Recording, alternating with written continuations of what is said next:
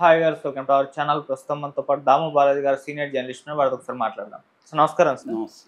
Sir, Kiran royal and Lakshmi వివాదంలో మనం చూసాం, రాజస్థాన్ పోలీసులు వచ్చి లక్ష్మిని అరెస్ట్ చేసి తీసుకెళ్లిపోయారు కదా. ఇప్పుడు అక్కడ నుంచి ఒక వీడియో రిలీజ్ చేసింది అని చెప్పేసి చెప్తున్నారు. అంటే కిరణ్ రాయల్ నన్ను చంపేస్తాడు అని చెప్పేసి ఆమె బాధపడుతున్నట్టు ఒక వీడియో అయితే వైరల్ అవుతుంది సార్. మరి ఆ వీడియోలో ఏం చెప్తుంది, వీళ్ళ ఇష్యూ గురించి ఎటు వెళ్తుంది, మీరేం చెప్తారు సార్ దీనికి సంబంధించి? కిరణ్ రాయల్ది అదొక వెబ్ సిరీస్ లాగా కంటిన్యూ అవుతుంది. ఎందుకంటే ఆంధ్రప్రదేశ్లో ఉన్న ప్రత్యేక పరిస్థితి ఏమంటే వ్యక్తిగతమైన విషయాలను కూడా రాజకీయ పార్టీలు చెరో వైపు ఎంటర్ అయిపోతున్నాయి. నిజానికి వైసీపీకి దీనికి సంబంధం లేదు, కానీ కిరణ్ రాయల్ అనే వ్యక్తి వైసీపీ మీద విపరీతంగా అటాక్ చేయడం, జగన్ని హేళన చేస్తూ పోస్టులు పెట్టడం, లేకపోతే ప్రెస్ మీట్లు పెట్టడం, అట్లాగే లోకల్గా రోజా మీద విపరీతంగా దూకుడుగా వెళ్ళడం, ఇది వాళ్ళకి ఇబ్బందిగా ఉంది. సో అందువల్ల వాళ్ళు వైసీపీలో ఎంటర్ అయినారు. ఇదేమి కొత్త కాదు. అటు వైసీపీ వాళ్ళ మీద వచ్చినప్పుడు కూడా తెలుగుదేశం వాళ్ళు, జనసేన వాళ్ళు ఇదే విధంగా వెళ్తారు. ఇద్దరికీ తేడా లేదు ఏ విషయంలో కూడా. నేను చాలాసార్లు చెప్తున్నాను, వైసీపీకైనా తెలుగుదేశంకైనా జనసేనకైనా వీళ్ళకి ఎవరికి కూడా ఏ తేడా లేదు. అందరూ పేర్లు కానీ నువ్వు ఆ పేరు ఇక్కడన్నా పెట్టుకోవచ్చు, ఈ పేరు అక్కడన్నా పెట్టుకోవచ్చు. అందరూ ఒకే వ్యవహారం, ఒకే రకంగా బిహేవ్ చేస్తుంటారు. సో ఇక్కడ కూడా అదే జరిగింది. దీనివల్ల ఏమవుతుందంటే మనకి న్యాయం అన్యాయాలతో సంబంధం లేకుండా ఒకరి వైపు తీసుకోవడం, ఇంకా వాడు తప్పు చేసినా ఒప్పు చేసినా సపోర్ట్ చేయడం, ఇది జరుగుతుంది. ఇప్పుడు వీడు కిరణ్ రాయల్ అనే వ్యక్తి తప్పు చేశాడా లేదా అనేది డిస్కషన్ పక్కకి వెళ్ళి, ఇతను మనోడు కాబట్టి మనం వైసీపీ మీద దాడులు చేయాలి అన్న స్టాండు ఇటు తెలుగుదేశం మీడియా ఎక్కువ తీసుకోవడం విచిత్రం. నిజానికి జనసేన వాళ్ళు చేయాలి. జనసేన సోషల్ మీడియా చాలా స్ట్రాంగ్గా ఉంటుంది, కానీ జనసేన వాళ్ళు అంత ఓన్ చేసుకుంటున్నట్టు కనబడట్లేదు కిరణ్ రాయల్. తెలుగుదేశం మీడియా, అది కూడా మెయిన్ స్ట్రీమ్ మీడియా, డైలీ గంటల కిరణ్ రాయల్కి ఫుటేజ్ ఇస్తుంది, అతను ఏం మాట్లాడినా వింటుంది, ప్రచారం చేస్తుంది. సో దీనికి ఇంకా వైసీపీ మీడియా అంటే సోషల్ మీడియా తప్ప వాళ్ళకి పెద్ద మెయిన్ స్ట్రీమ్ మీడియా అంటే సాక్షి ఎంత ఎఫెక్టివ్ అందరికీ తెలుసు. అయినా వాళ్ళు కూడా ఈ అమ్మాయి వైపు నుంచి చేస్తున్నారు, కానీ ఆ అమ్మాయికి ఎవరు కూడా హెల్ప్ చేసింది అయితే లేదు. అమ్మాయి ఇప్పుడు మొత్తంగా దీంట్లో సఫర్ అవుతుండేది ఎవరంటే ఆమె. కిరణ్ రాయల్కి పోయేదేం లేదు. కిరణ్ రాయల్ ఇంకా వీళ్ళందరూ హీరోలాగా చూస్తారనమాట. మనోడు గట్టిగా ఫైట్ చేస్తున్నాడు అని. ఇంకా హీరోయిక్గా ఇప్పుడు ఎంత తప్పు చేసి ఎంత ఘోరంగా నీచంగా ప్రవర్తిస్తే అంత హీరోలు అయిపోతున్నారు పొలిటికల్ పార్టీలో. ఇది అడ్డదారి అనమాట. నీకు మంచి పనులు చేసుకుంటా రావడం అంటే చాలా టైం పట్టేస్తుంది.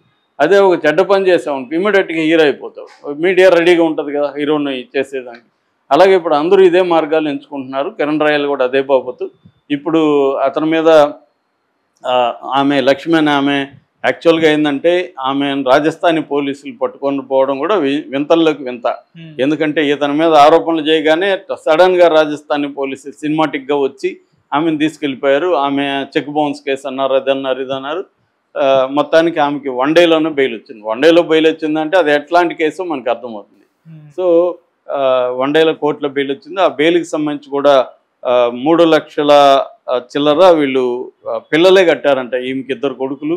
వాళ్ళిద్దరు ఏదో కష్టాలు పడి ఎక్కడన్నా అప్పు చేసి ఈ డబ్బులు తీసుకెళ్ళి కట్టి ఆమెని బెయిల్ ఇచ్చి విడిపించుకొని వచ్చారు. అది ఇప్పుడు ఆమె బయటకు వచ్చి ఇంకా రాజస్థాన్లోనే ఉంది వీడియో పెట్టే టైంకి. సో వీడియో ఆమె ఏం పెట్టిందంటే, నేను ఇలాగ నన్ను మోసం చేశాడు కిరణ్ రాయల్, నేను ఆ డీటెయిల్స్ బయట పెట్టేసరికి నన్ను కావాలని అరెస్ట్ చేయించాడు. సో నేను అతనికి 1,20,00,000 డబ్బులు, 25 సవర్ల గోల్డ్ ఇచ్చాను. దాన్ని మోసం చేశాడు అతను. 30 లక్షలు మాత్రమే ఇవ్వాల్సినట్టుగా అతను నా దగ్గర బెదిరించి ఒక వీడియో కూడా చేయించుకున్నాడు. అయితే నా దగ్గర అన్ని సాక్ష్యాలు ఉన్నాయి. అతనికి ఎప్పుడప్పుడు ఎలా ట్రాన్స్ఫర్ చేశాను, కారు కొనిచ్చాను, ఇవన్నీ కూడా అన్ని ఆడియో కాల్స్ కూడా బయటపెట్టి. ఆడియో కాల్స్లో కూడా అతను ఈఎంఐ డబ్బులు ఇవ్వలేదని చెప్పట్లేదు, నువ్వు నాకు అప్పుగా ఇచ్చావా అని అడుగుతున్నాడు. మరి అప్పుగా ఇవ్వకపోతే ఎందుకు తీసుకున్నాడు ఇతను? కారు అంటే గిఫ్ట్లు ఎంత ఇస్తే అంత తీసుకుంటున్నాడు. ఇంకొక కాల్లో కూడా ఇంకొక అమ్మాయి గర్ల్ ఫ్రెండ్ కూడా ఆడియో చెప్తుంది. ఆ అమ్మాయి చెప్తుంది, నేను డబ్బుల కోసమే లక్ష్మితో ఉన్నాను, నాకు నువ్వంటే ఇష్టమని ఈఎంఐ దగ్గర మాట్లాడడం. అంటే నువ్వు డబ్బుల కోసమే ఉన్నావా అంటే, అవును నేను అమ్మాయి దగ్గర డబ్బులు ఉంది, నాకు డబ్బులు ఇస్తుంది అడిగినప్పుడు అంతా, అందుకనే ఆ అమ్మాయితో ఉన్నానని అతను చెప్పాడు. ఇక్కడ ఈ అమ్మాయిలది కూడా తప్పు మనకు కనబడుతుంది. అంటే ఒక పెళ్లి చేసుకోకుండా అతనితో అఫైర్ గడుపుతూ అతను అడిగినప్పుడు అంతా డబ్బులు ఎందుకు ఇచ్చారు వీళ్ళు ముందుగా? ఇప్పుడు వచ్చి ఈ అమ్మాయిది కూడా చూస్తే ఈ అమ్మాయి అప్పుగా ఇవ్వలేదు కదా, నువ్వు ఎందుకు ఇచ్చావు మరి అతనికి డబ్బులు? ఎందుకు ఇచ్చావంటే ఆ అమ్మాయి చెప్పే లాజిక్ ఏంటంటే నన్ను పెళ్లి చేసుకుంటాను అన్నాడు కాబట్టి ఇచ్చావు. పెళ్లి చేసుకున్నాక ఇవ్వు, పెళ్లి చేసుకోకముందు ఎందుకు ఇచ్చావు?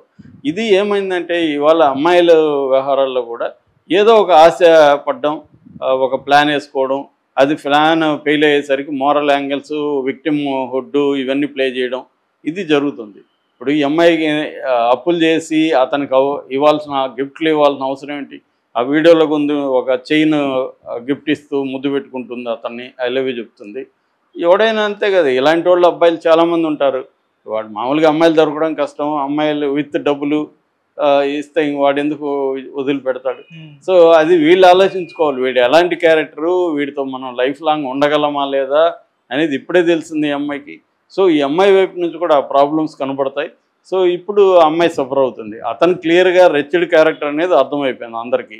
కానీ ఒక తెలుగుదేశం మీడియాకి, పవన్ కళ్యాణ్కి మాత్రం రెచ్డ్ అయినా ఎవరైనా వాళ్ళకి పనికొస్తే సపోర్ట్ చేస్తారు కాబట్టి వాళ్ళు సపోర్ట్ చేస్తున్నారు.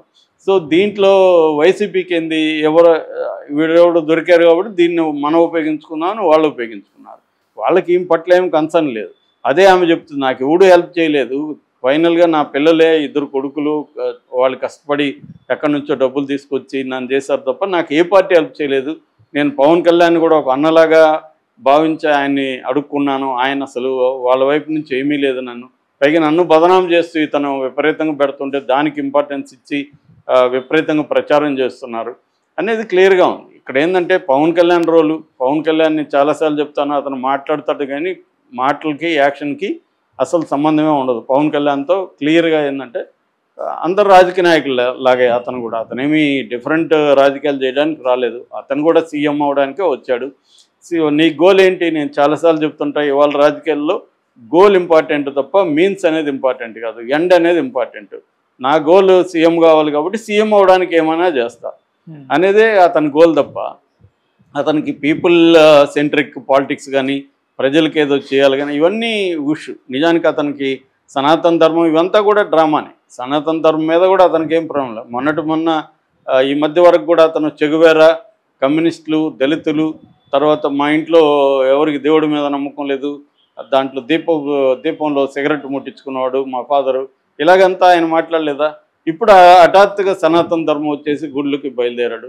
అవేమన్నా అంటే నేను కేసులు పెడతాను, స్ట్రిక్ట్గా మీ మీద చర్యది. అరే పబ్లిక్ ఫిగర్ అయినప్పుడు ఎవరైనా విమర్శిస్తారు, నువ్వు సమాధానం చెప్పాలి. కేసులు పెడితే ఎంతమంది మీద, 1,00,000 మందా 2 లక్షల ఎంతమంది మీద కేసులు పెడతారు? జైల్లోనే కెపాసిటీ 3-4 వేలు ఉండదు ఆంధ్రప్రదేశ్లో, కొత్త జైలు కట్టిస్తారా ఏంటి? సో ఇది ఈ కేసులో కూడా క్లియర్గా ఆ రాయల్ మీద చర్య తీసుకోవాల్సింది పోయి అతనేదో ఒక వీరుడిలాగా, అతనేదో సాధించిన వ్యక్తిలాగా మీడియా ప్రాజెక్ట్ చూస్తే విచిత్రంగా ఉంటుంది. పైగా ఆ మీడియా మనలాంటి వాళ్ళకి నీతులు కూడా చెప్తుంటుంది. రాధాకృష్ణ ఎప్పుడు నీతులు రాస్తుంటాడు, ఇట్లాంటి వ్యక్తిని మాత్రం అతను ప్రోత్సహిస్తూ ఉంటాడు. అతనేదో ఒక హీరో సాధించినట్టు. ఏం సాధించాడు అతను? సో ఒక అమ్మాయిని మోసం చేసి ఆమె ఎవరో చెప్తుంది, ఒక వీర మహిళ, ఇతను సస్పెండ్ చేయడం వల్ల వైసీపీని ఆడుకుంటాడంట, పార్టీలో ఉంటేంట కంట్రోల్లో ఉంటాడంట, లేకపోతే వైసీపీని ఆడుకుంటాడంట. అతను వైసీపీని ఏం ఆడుకుంటాడు? అమ్మాయిలను ఆడుకుంటున్నాడు. సో ఇంకొక అమ్మాయి వీర మహిళ, ఆమె ఎలాంటి వీర మహిళ మనం చూస్తున్నాం. ఇలాంటి వీర మహిళలు ఉన్న జనసేన పార్టీ ప్రజలకి ఏ రకమైన మేలు చేస్తుంది అనేది అర్థమవుతుంది. సో అలాగే ఇంకోటి కూడా చెప్తున్నారు, ఈ కిరణ్ రాయల్ అసలు రాయల్ కాదు, అతను కాపు కూడా కాదు, అతను యాక్చువల్గా రాజస్థానీ మార్వారి ఫ్యామిలీ. ఆ రాజస్థానీ నుంచి వాళ్ళ ఫాదర్ ఇక్కడ వలస వచ్చి తిరుపతిలో ఒక బేడా కిల్లి కుట్టు నడిపేవాడు. ఈ అబ్బాయి అక్కడ నుంచి కొంత డైనమిక్గా ఉండడం, చిన్నప్పటి నుంచి కొంత రౌడీ ఎలిమెంట్స్తో తిరగడం, దీనివల్ల యాక్టివ్ అయ్యి ఇతను కొంత పవన్ కళ్యాణ్, చిరంజీవి అభిమాన సంఘాల్లో ఉండి అలా యాక్టివ్గా ఉండేవాడు. అట్లా రేణుక అనే ఒక బలిజ సామాజిక వర్గం అమ్మాయిని పెళ్లి చేసుకుని అతను గ్రహించాడు, తిరుపతిలో బలిజ సామాజిక వర్గం వాళ్ళు ఎక్కువ ఉన్నారు కాబట్టి ఈ అమ్మాయి మనకి పనికొస్తుంది అని చెప్పి ఇతను కూడా రాయల్ అని పేరు పెట్టుకొని దాంట్లోకి ఎంటర్ అయిపోయాడు. అలాగా జనసేనలోకి వచ్చాడు. అంతకుముందు ప్రజారాజ్యంలో ఉన్నాడు. ఇలాగ వచ్చాడు అనేది ఇప్పుడు ఇతని చరిత్ర లోకల్గా ఉన్న తిరుపతి వాళ్ళు చెప్తున్నారు. అది ఎంత నిజం అనేది నాకు తెలియదు కానీ అది వస్తుంది అనమాట.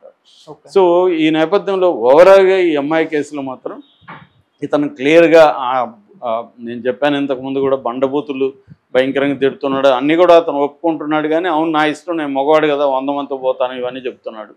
ఇప్పుడు ఏంటంటే అవన్నీ దాని ఏమంటారు డీప్ ఫేక్ అనో ఇంకోటో చెప్పేస్తాను. నేను చాలాసార్లు చెప్పాను డీప్ ఫేక్ ఉండే టెక్నాలజీకి ప్రాబ్లం ఏంటంటే నిజాలు చెప్తే కూడా డీప్ ఫేక్ మీద తోసేయచ్చు. ఇప్పుడు ఎందుకంటే ఇది ఎఫ్ఎస్ఎల్కి వెళ్ళాలి, ఎఫ్ఎస్ఎల్కి వెళ్ళి మామూలుగా అర్జెంట్ కేసుదే ఎఫ్ఎస్ఎల్ తేల్చదు, ఇంకా దీని ఎప్పుడు తేల్చేది ఎఫ్ఎస్ఎల్. సో ఇలాంటివి ఇంక బయలుదేరుతాయి అనమాట. నిజంగా నువ్వు వీడియో సాక్ష్యం ఉన్నా కూడా అది ఫేక్ సార్ అని చెప్పేసి. కాబట్టి కోర్టులో ఇవన్నీ కుదరవు అనుకోండి, కానీ మన కోర్టులో ఎప్పుడో తేలుతుంది, ఈ లోపల మనం బెదిరించవచ్చు. సో ఇప్పుడు ఈ అమ్మాయికి సెక్యూరిటీ ఇవ్వాల్సింది పోలీసులు, కానీ ఇప్పుడు ఆ అమ్మాయి కేసు పెట్టినా కూడా ఇతని మీద ఏ రకంగా పోలీసులు చర్యలు తీసుకోవట్లేదు. సో అదే మనకి ఇక్కడ చూస్తున్నాం, లావణ్య కేసు పెట్టగానే కనబడిన వాళ్ళంతా అరెస్టులు చేసేస్తున్నారు. ఇప్పుడు అదే అమ్మాయి నాకు అన్యాయం జరిగిందని కేసు పెడితే ఇతని మీద జరగట్లేదు. సో అందువల్లే ఎందుకు ప్రజలకి, సామాన్య ప్రజలకి న్యాయ వ్యవస్థ మీద, పోలీసుల మీద, ఎవరి మీద నమ్మకం ఎందుకు ఉండదంటే ఇలాంటి కేసులే ఎగ్జాంపుల్. అంటే నీకు పవరు, ఇన్ఫ్లుయెన్సు, పలుకుబడి, డబ్బు ఉంటే నువ్వు ఏ నేరం చేసినా బయటికి రావచ్చు.